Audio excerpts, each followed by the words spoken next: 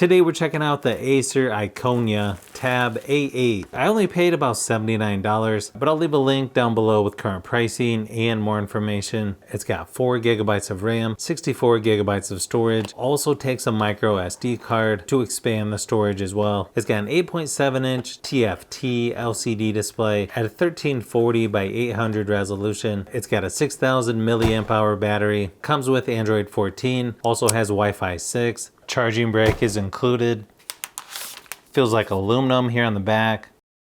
Definitely has a little bit of thickness to it. Power and volume buttons on the right hand side. Kind of a weird location for the headphone jack. You can see the charging port on the top. I don't know if I've ever seen a tablet with a micro SD card slot quite like this one. And then you got 2 speakers there on the bottom. This definitely reminds me of the Galaxy Tab A9 or A7 Lite. You can see the bezels are a little larger on the top and bottom, probably similar to the Galaxy Tab A9. As far as storage, it's using about 11 gigabytes of the 64 gigabytes available. It's currently on Android 14. Looks like there is currently a system update, including a security patch. So might as well go ahead and do that. As you can see, this is probably as close as you're going to get to stock Android. They do add some extra apps, mostly games, but obviously you can uninstall those if you want. You have the Google Discover newsfeed left of the home screen.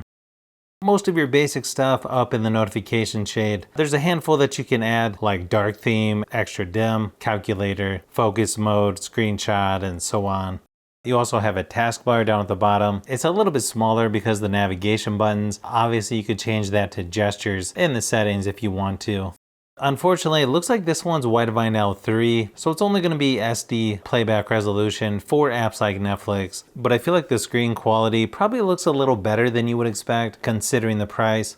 Again, somewhat similar to the Galaxy Tab A9 or A7 Lite as far as screen quality goes. Surprisingly goes up to upscaled 4K resolution for YouTube videos. Performance-wise, it definitely does feel sluggish at times. I would say this is probably just powerful enough to do very basic things. Keep in mind, this is considered an entry-level tablet, so not a huge surprise there. I think you can tell just from the Geekbench scores, it's quite a bit less powerful than the Galaxy Tab A9. It did surprisingly well when playing PUBG Mobile and Asphalt Legends Unite. Obviously, it's going to be lower graphics settings or frame rates, but overall, not too bad. It also tends to get a little hot on the left side, or the same side that the headphone jack is on. Not a huge deal, just something I noticed while playing games. I also ran my typical battery drain test at 100% screen brightness, and it lasted almost 6 hours, so close to the Tab A9, but just a little bit less. Obviously, you can get quite a bit longer once you turn the screen brightness down. Now, the speakers on this tablet are probably only about half as loud as the Tab A9 or A7 Lite. It also doesn't help that both are on the same side. Good thing is you've got a headphone jack, and then of course you could use Bluetooth headphones as well.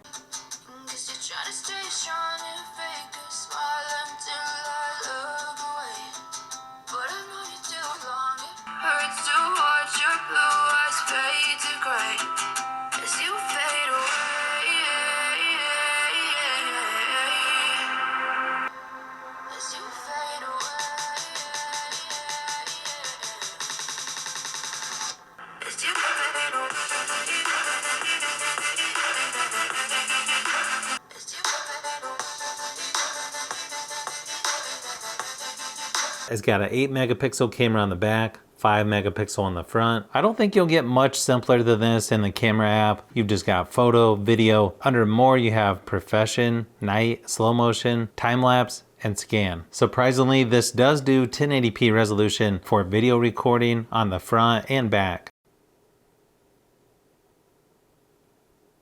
But here's a few quick samples of photo and video just to give you an idea of what to expect.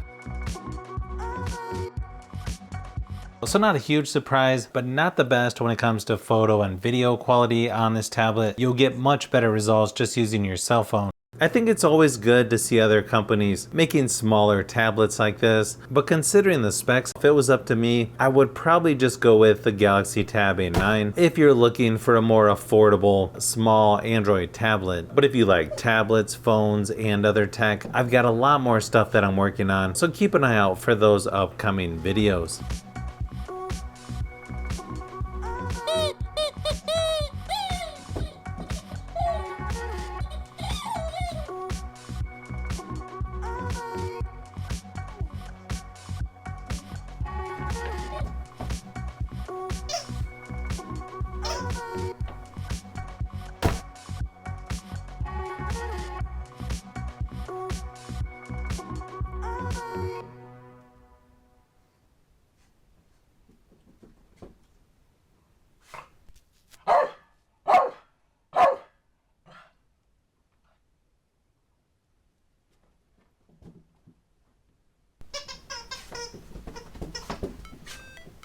So if you've made it this far into the video, you may want to say thanks by subscribing, and don't forget to give a thumbs up if this video was helpful. This is Brian from Fishbee Productions. Thanks for watching, and I'll see you on the next one.